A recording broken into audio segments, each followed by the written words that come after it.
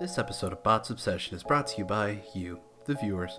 Cyclonus is the 48th release from Iron Factory, converts into a hyper-stylized starship, is purple, and features real secret-revealing action. I love this figure. Now I know what you're thinking. Nod, you said you hate IDW. That's clearly IDW Cyclonus. Yes. This is such a pretty boy. I know he's ancient, but somehow it's really making me feel something. And he comes with tragic backstories? Marry me now. The Star Warsian look of the jet mode is something out of Unicron's wet dreams. Forward-swept wings on a jet are like bangs on a goth girl. Just perfect. There's some great engineering on display here, and this figure actually tabs in. The most nothing spaceship is so solid. I can't judge him too harshly. Bro was reformatted by a phoned-in drunk Galactus knockoff. The real tragedy of Cyclonus is he didn't look like this from the start. Luckily, Nick Roche came through with this look. For comparison, here he is with a monster can, some Iron Factory stuff, and some official stuff. Iron Factory Cyclonus is one of my favorite Iron Factories. I think this might be in my top 3 figures because he does something that Iron Factory does not do, which is that he locks in places. Like, he tabs in so many spots. So like, I was giving this vehicle mode some guff because I was like, oh, it kind of turns into a space nothing, but Cyclonus kind of turns into a space nothing already. So, and I kind of like how Star Wars-y it is from the front. No, I kind of like this vehicle mode. Again, like I mentioned in the Sunstorm video, there is a little bit of a crack right there on the landing gear. So do be careful with your Iron Factory figures. Don't be afraid to grease up certain joints. But let's get into transformation. First thing we're going to do is carefully fold up our landing gear. And then we're going to start untabbing everything. So you're going to come to this panel right here, which is tabbed into the forearms, and I like to just fold it back. Same thing over here. That's tabbed into the forearm. Do that, and then these arms are tabbed into this nose cone, so you're gonna take the arms and rotate them back 90. Come up here, undo this cover right here for the nose cone, and I don't know what it is, but this head sculpt on my Cyclonus is really loose, so I may swap it out for the other head sculpt. Bring this back and kind of do like a legacy wind blade and fold this up again. Do be careful, that is a very tight joint. And then collapse that, and there's his backpack. From here, you want to take this section, and this untabs, like you flip it up because this is a tab that locks into the torso to lock it in either down or up position. And now you're going to take this whole torso section and slide it up, and then push that tab back in to lock it into place. And there's his upper torso effectively done. We'll clean this up in a second. So for the legs, because he does have some very interesting stuff going on down here, it's very classic Cyclonus. You want to untap the legs, and you can see there's some struts in there. You want to extend the leg. This leg is a really bad example because it keeps doing that. Extend it at the knee and straighten it out, and then collapse it back down on itself and flip out his toe, and then you can straighten out the leg from there. There we go. That joint did not want to move earlier, so that's good. And then you can wrap his side skirt around his leg. So same thing over here. Take the leg, extend it at the knee, extend it at the knee, and collapse the shin guard, fold out his foot, straighten out the leg, and wrap his side skirt around it. From there, these have some really thin tabs that plug into the forearm, so do be careful. You just want to gently press it and pull as close as you can to that tab to prevent any damage. And also, on mine, these bicep ball joints were crazy, and I bought mine secondhand, mind you, were crazy tight, these bicep ball joints. So I put some silicone oil up in there, some shock oil, and that greased them up enough. And now I haven't had a problem with them. They're still pretty tight, but they're not squeaky, and they're not scary to move anymore. So do be mindful of that.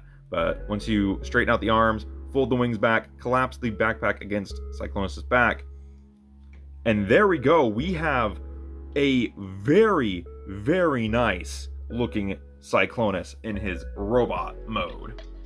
This is why the jet mode was so discombobulated. The robot mode absolutely slays.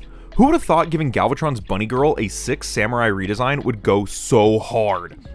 Iron Factory traded the hip armor for full-on skirt, and it's truly iconic. We also get our pick of heads here. We have Horny and Too Horny. I spent a chunk of TFCon telling people how good Iron Factory is, but this is one I was actually recommended, and it's very easily top 3. Sea Spray still clears. There's so much aura about a tomboy samurai robot, and the articulation is more specialized than my education. Just floored by how nothing gets in the way of posing, as long as you don't rush things like your last situationship. Trust me, King, she would have been worse for you than Tailgate was for Cyclonus' reputation. This is one of those figures I haven't been able to put down. It's on my desk, in my room, in my pocket, in town square with me at 3 a.m. It makes me wish there was some great Cyclonus media for me to enjoy. If only he was a starring character in a long-running comic or something. Oh well. For comparison, here he is with a monster can, with some Iron Factory stuff, and with some official stuff. I really like the Cyclonus. He's very, very good. So, articulation on him, starting head down. He has a ball joint neck. This head, like I said, is kind of loose, but he can look up pretty far. He can look down pretty far. And it is a very, very waggly neck joint. As far as the arms, the wings are attached to the arms, and you can adjust the positioning there, or if they're back or forward. The arms are on a double joint. There's a hinge inside the torso there. So normally they go out about that far. If you pop his head off, they can go in a little bit more. They rotate. Let me get that back down. Rotate 180. There is another joint in there, so you can kind of get the shoulder pad out of the way and get the arm straight out, which is really nice.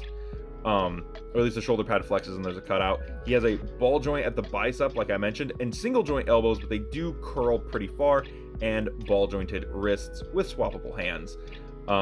The torso, this is also on a ball joint, so it works pseudo as an ab crunch. He can do the thing all the people are doing now, you know, where they're doing the thing with their figure.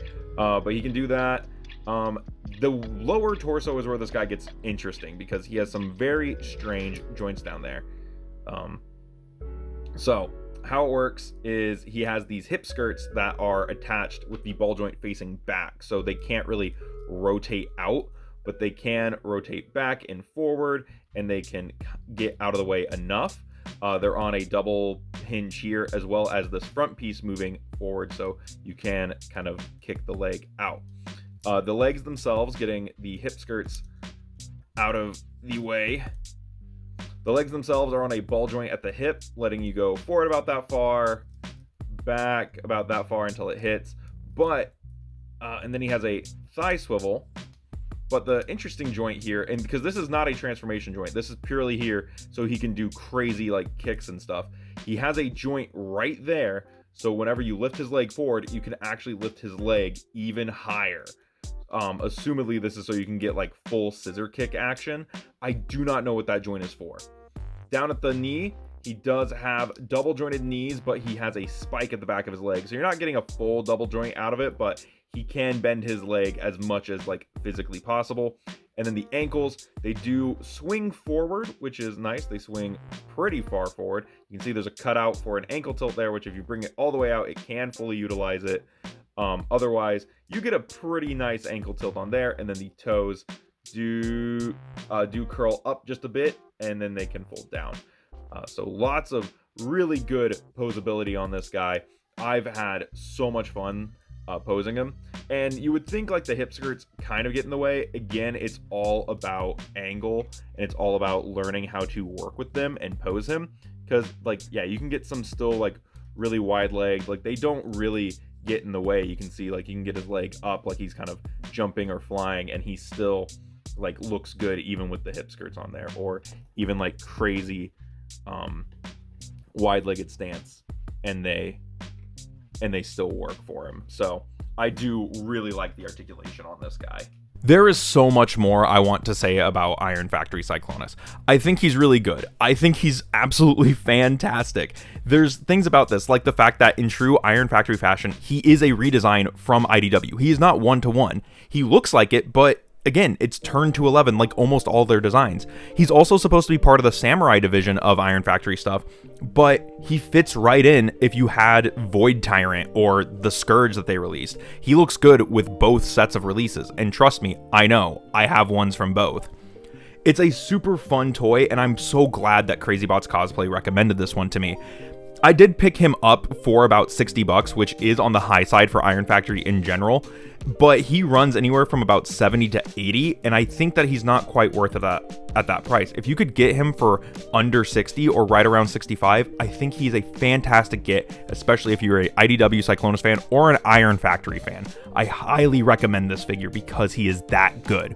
With all that said, don't forget to check out and join the Patreon. It's just $1 and gets you access to the exclusive Discord server.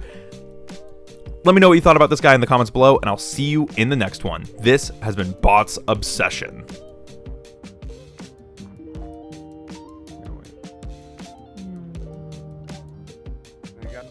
Meow.